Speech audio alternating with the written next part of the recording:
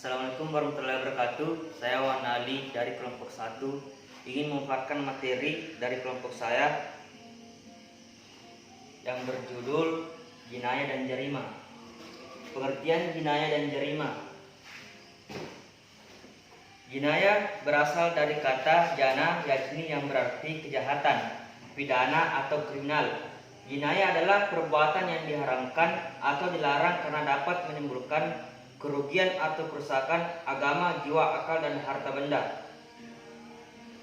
Menurut terminologi, jinayah adalah setiap perbuatan yang dilarang. Perbuatan yang dilarang adalah setiap perbuatan yang dicegah dan ditolak oleh syariat lantaran mengandung bahaya terhadap agama, jiwa, akal, kehormatan, atau harta benda.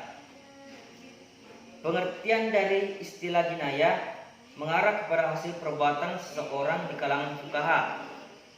Perkataan jinayah berarti perbuatan-perbuatan yang terlarang. Menurut syara, fuqaha menggunakan istilah itu hanya untuk perbuatan-perbuatan yang mengancam keselamatan jiwa seperti pemukulan dan pembunuhan.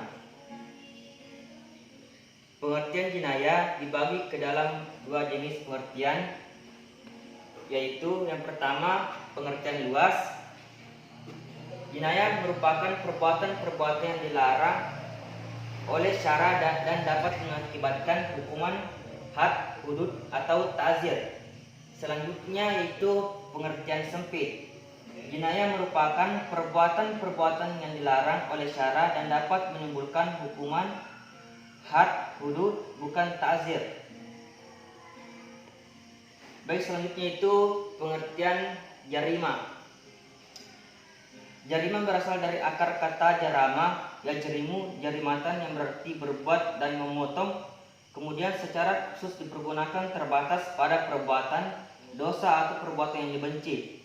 Kata jarima yang berasal dari kata ajrama yajrimu, yang berarti melakukan sesuatu yang bertentangan dengan kebenaran, keadilan, dan menyimpang dari jalan yang lurus. Jarima, tindak pidana atau kriminal, didefinisikan oleh Imam Al-Mawardi adalah segala tindakan yang dilarang atau diharamkan oleh syara, melakukan hal-hal yang dilarang atau meninggalkan hal-hal yang diwajibkan. Allah mencegah terjadinya tindak kriminal dengan menjatuhkan hukuman hudud atau ta'zir kepada pelakunya. Jarima, kriminal, kejahatan, pidana dalam terminologi fikih Islam disebut jinayat. Dalam arti dan pengertian khusus menurut sebagian pakar hukum jarima adalah setiap perbuatan yang dilarang oleh undang-undang dan ada sanksi hukum yang ditetapkan untuknya. Selanjutnya itu dasar hukum jinayah dan jarima. Dalam Al-Quran terdapat ayat-ayat yang sangat berkaitan erat dengan hukum tindak pidana.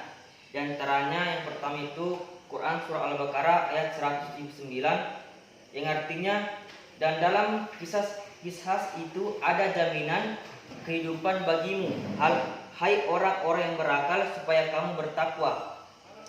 Yang kedua itu Quran surah Furqan ayat 68 yang artinya, dan orang-orang yang tidak menyembah Tuhan yang lain beserta Allah dan tidak membunuh jiwa yang diharapkan Allah kecuali dengan alasan yang benar, dan tidak berzina. Barang siapa yang melakukan yang demikian itu, niscaya dia mendapat pembalasan dosanya.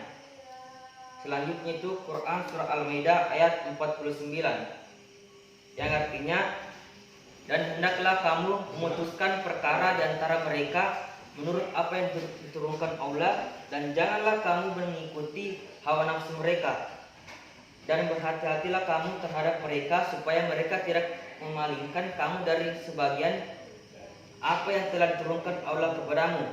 Jika mereka berpaling dari hukum yang telah diturunkan Allah, maka ketahuilah bahwa sesungguhnya Allah menghendaki akan menimpakan musibah kepada mereka disebabkan sebagian dosa-dosa mereka, dan sesungguhnya kebanyakan manusia adalah orang-orang yang fasik. Dari ayat-ayat di atas tergambar dengan jelas perintah Allah untuk melaksanakan hukum pidana syariat Islam sesuai dengan apa yang diturunkan oleh Allah kepada Nabi Muhammad SAW melalui Al-Quran. sebagai Allah melarang untuk menetapkan hukum berdasarkan hawa nafsu yang isinya bertentangan dengan ketentuan yang telah digariskan oleh Allah. Sedangkan dalam hadis Rasulullah, Nabi Shallallahu Alaihi Wasallam bersabda, tidaklah seseorang bersumpah dusta dengan tujuan merampas harta orang lain dan dia bertindak zalim dengan sumpahnya itu, kecuali ia akan bertemu Allah dan Allah dalam keadaan murka terhadapnya. Hadis riwayat Bukhari Muslim. Baik, mungkin hanya itu dari saya. Jika ada salah kata mohon dimaafkan. Assalamualaikum warahmatullahi wabarakatuh.